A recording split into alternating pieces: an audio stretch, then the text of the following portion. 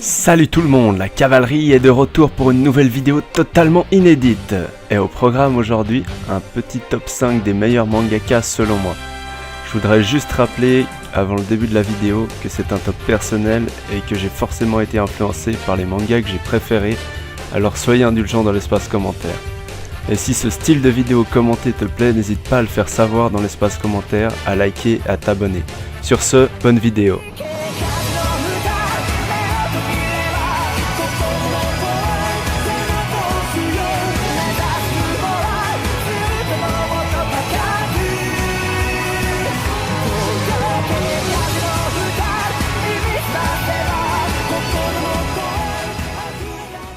Commençons par la 5e position avec Masashi Kishimoto. Né le 8 novembre 1974, il se passionne très vite pour le dessin. Inspiré par Dragon Ball, Mobile Suit Gundam et j'en passe, il perfectionne sa technique de dessin et écrit un premier manga, Yatari-kun.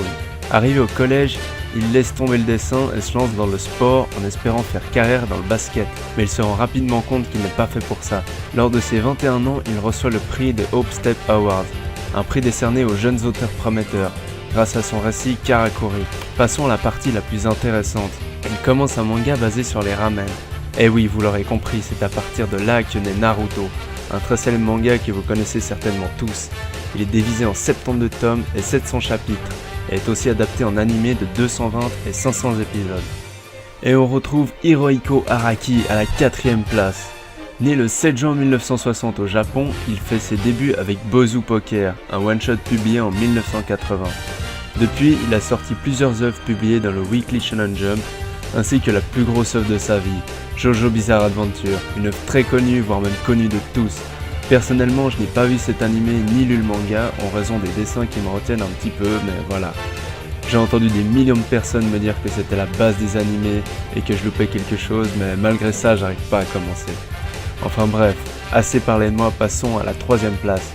Et une 3e place un peu spéciale puisqu'ils sont deux, Takeshi Obata et Tsugomi Oba. Parlons un peu de Takeshi.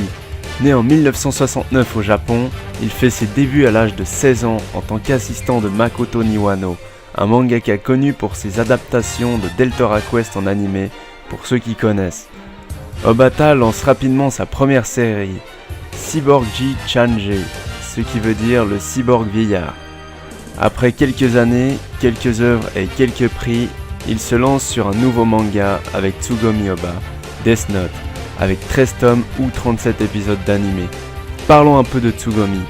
Tsugomi Oba est un pseudonyme.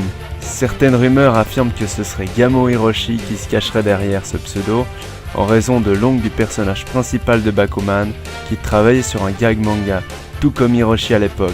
Mais rien n'est fondé. Ensemble, ils ont écrit Death Note, Bakuman, qui est un manga un peu moins connu que Death Note, mais que j'adore tout autant, voire plus.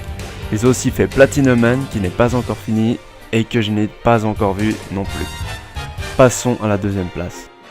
Akira Toriyama. Né le 5 avril 1995, il commence sa carrière de mangaka en 1978 avec Wonder Island dans le Shonen Jump, et devient célèbre grâce à Dr. Slump, de 1980 à 1994.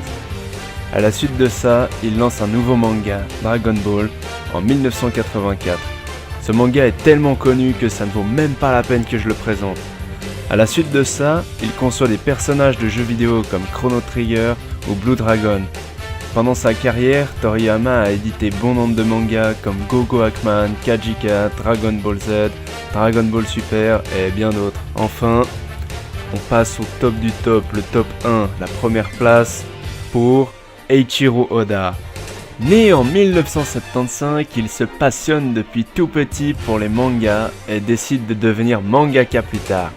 Il écrit quelques nouvelles dans le Jump qui lui rapportent le prix du manga Tenkaichi. Après avoir abandonné l'université en 1994, il devient assistant de 3 mangakas travaillant pour le Shonen Jump. C'est en 1997 que Oda sort sa véritable œuvre, soit One Piece, et devient très vite un manga incontournable. Au total, plus de 200 millions de tomes ont été vendus, ce qui fait que c'est le manga le plus vendu au monde. Cette vidéo touche à sa fin, je rappelle que ce n'était que mon avis et que c'est un top personnel. Merci d'avoir regardé, je m'excuse si ma manière de parler peut déranger certains, mais c'est la première vidéo commentée que je fais, donc n'hésite pas à donner ton avis juste en dessous en commentaire. Tu peux mettre un j'aime, t'abonner si t'aimes ce que nous faisons, ça nous fait toujours plaisir. On a plein de projets de vidéos, donc ça va être cool ces prochaines semaines. Sur ce, c'était Anime Mediator, over.